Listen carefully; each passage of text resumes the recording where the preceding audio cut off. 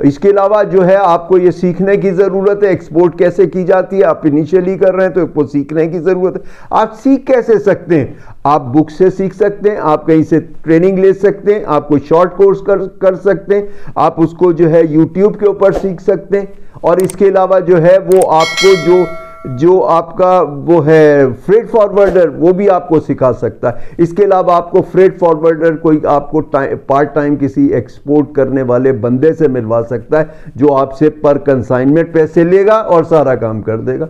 आप अपने डॉक्यूमेंट्स बनाइए, आप अपने कंपनी का नाम रखने के बाद आप बैंक अकाउंट खोलिए, एनटीएन नंबर लीजिए, सेल्स टैक्स रजिस्ट्रेशन लीजिए, लाइसेंस एक्सपोर्ट इंपोर्ट का लीजिए और आप ये सारे काम कीजिए। उसके बाद इनिशियली आप चाहें तो अपने फ्रेट फॉरवर्डर का जो भी आपका एड्रेस है उसके साथ वो आप कर सकते हैं।